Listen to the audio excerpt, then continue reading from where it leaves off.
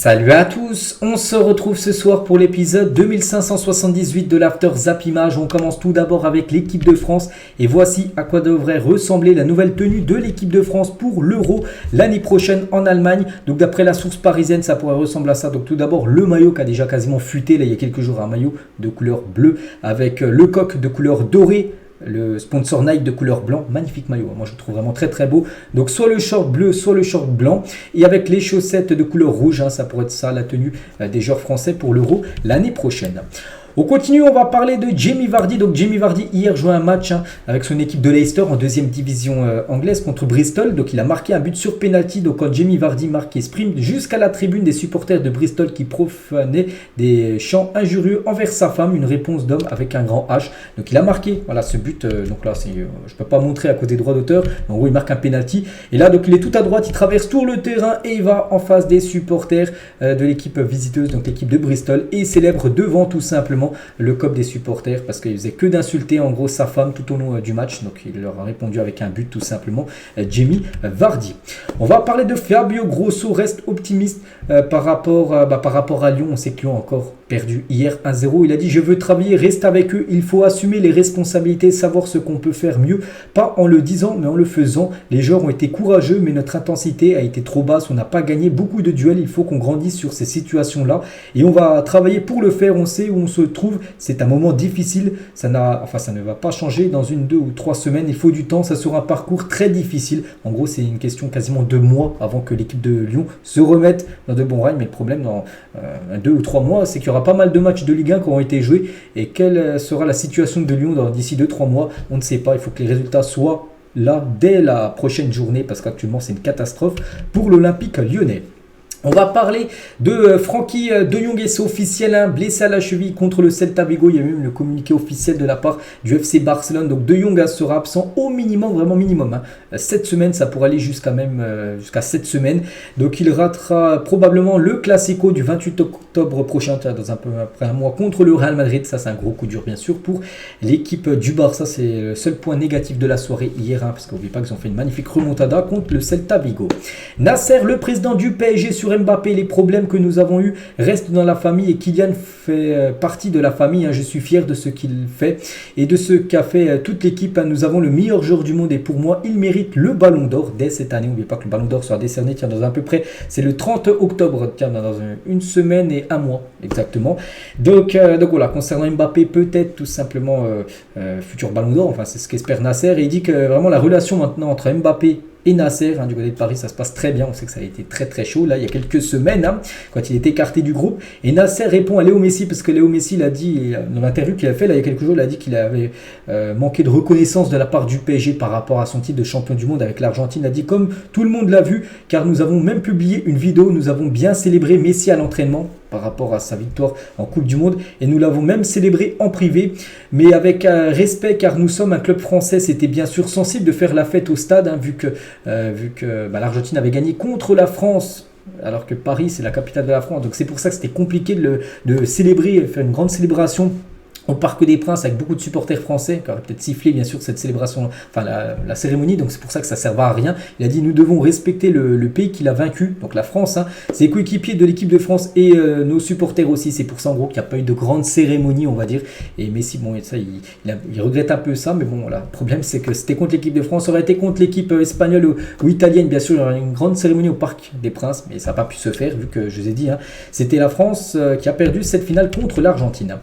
Abardonado, donc le coach de l'OM, donc Jonathan Klaus, c'est un cadre par rapport aux performances, à son comportement surtout. Je suis fier, ça va interpeller à notre sélectionneur Didier Deschamps en espérant qu'il soit sélectionné en équipe de France parce qu'il le mérite. C'est vrai qu'il le mérite au poste de défenseur droit, c'est léger. Pavard, Koundé, c'est léger. Voilà. Donc c'est pour ça que Klaus, il devrait, enfin on espère qu'il soit appelé, et d'après le journal L'Équipe, Klaus est pressenti pour effectuer son retour en équipe de France lors du prochain rassemblement d'octobre, et ça ce serait une très bonne nouvelle. N'oubliez pas qu'il avait loupé le dernier rassemblement, il avait même loupé le rassemblement lors de la Coupe du Monde, il n'avait pas joué la Coupe du Monde avec les Bleus. Jonathan Klaus. Au Bayern Munich, Mathys Tel fait l'unanimité auprès de tout le monde, donc le jeune français est très apprécié pour sa culture du travail, son envie d'apprendre et sa simplicité, encore buteur hier, n'oubliez pas Mathys Tel. Il n'hésite jamais non plus à demander des conseils aux plus expérimentés, par exemple à prendre conseil sur Harry Kane, qui est un joueur qui a déjà quasiment plus de 10 ans plus que Mathys Tel, mais voilà, un joueur déjà qui a une énorme expérience. Harry Kane, donc il va souvent prendre des conseils par rapport aux autres joueurs du Bayern qui ont énormément bien sûr d'expérience dans ce club. Des nouvelles de Bruno Guimaraes qui va prolonger jusqu'en 2028 avec Newcastle. Il disposera d'une clause libératoire de 115 millions d'euros. C'est Fabrizio Romano qui le dit, donc voilà, ça pourrait se signer là très prochainement. Regardez cette photo les gars, donc c'était lors du triplé de Manchester City. Ils avaient montré tout ce qu'ils avaient remporté en titre, hein, puis les supporters pouvaient venir faire une photo, puis on peut voir qu'il y a un supporter les gars de Manchester United, parce qu'on peut le voir avec le maillot de Manchester United en train de se prendre en photo devant les trophées remportés par le rival, hein, le voisin bien sûr de Manchester City. Axel Witsel, je ne vais pas dire que c'était mal de partir en Arabie Saoudite parce que je suis parti à 27 ans en Chine. Hein. Pour moi, Yannick Carrasco a bien réussi. La Chine, c'était une expérience de vie. Bien sûr, on y va pour l'argent, hein, voilà, comme la plupart des joueurs. On n'est pas obligé de rester à l'écart de parler du projet sportif. C'est la vérité. Yannick l'a fait et pour moi, ça va. Donc voilà ce que dit Axel Witsel par rapport au départ de Yannick Carrasco du côté du championnat saoudien. On revient 31 ans jour pour jour en arrière et un jeune homme de 17 ans nommé David Beckham faisait ses débuts avec Manchester United. La suite de l'histoire, nous la connaissons. Donc il a remporté, ça fait combien 6 Première Ligue, 2 FA Cup et une Ligue des Champions légende. Hein. Il avait ce numéro 7 qui est un numéro emblématique, hein, du côté de Manchester. Ronaldo l'a eu, Cristiano Ronaldo, Eric Cantona l'avait aussi à l'époque. Hein. Donc voilà, concernant Beckham, il y a 31 ans jour pour jour, c'était ses débuts à Manchester. C'est bientôt la cérémonie du Ballon d'Or africain. Victor Osimhen est le grand favori pour remporter ce prix. Je vois pas qui d'autre pourrait remporter ce Ballon d'Or africain que Victor Osimhen, hein, parce que vu la saison dernière qu'il a fait avec Naples, hein, c'est quasiment sûr à 100% que ça sera lui. Hakim Ziyech, buteur lors du match hier, il a commencé titulaire avec le Galatasaray. C'est sa première titularisation, il a déjà été auteur d'une passe D lors du match précédent.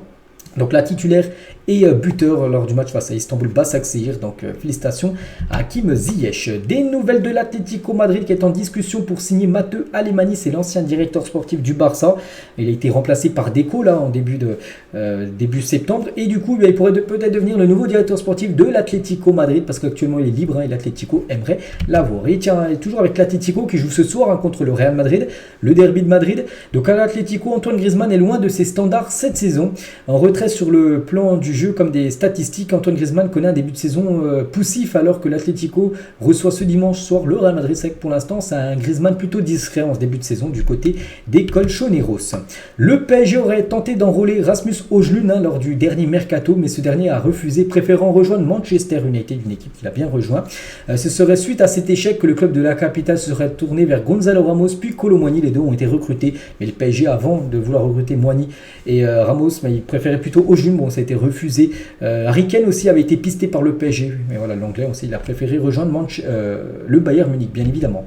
La Coupe du Monde 2010, c'était donc Thomas Müller, meilleur buteur, Diego Forlán, meilleur joueur, et Iker Casillas, meilleur gardien lors de cette Coupe du Monde 2010 remportée par l'Espagne.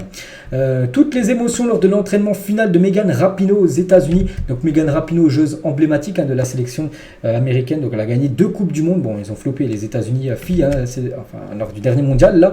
Et elle a participé à son dernier entraînement. Donc c'est fini pour elle. Elle raccroche les crampons. Enfin, elle prend sa retraite internationale. Elle continuera à jouer avec un club.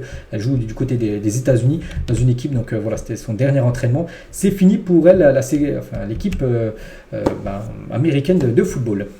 On va parler de Benzema qui pose également en pitch en ce jour de fête nationale du royaume d'Arabie Saoudite. On peut voir pas mal de grands joueurs, hein, comme Karim Benzema, comme Sadio Mané, les gars, comme par exemple Neymar, les gars, hein, qui prend du bon temps en Arabie Saoudite, ou même Steven Gerrard, hein, qui entraîne une équipe, hein, bien sûr, du côté de ce championnat saoudien, mais bien sûr aussi Cristiano Ronaldo. Regardez, il y a même des flocages, enfin je sais pas, des peintures de Ronaldo, hein, sur les capots de voitures.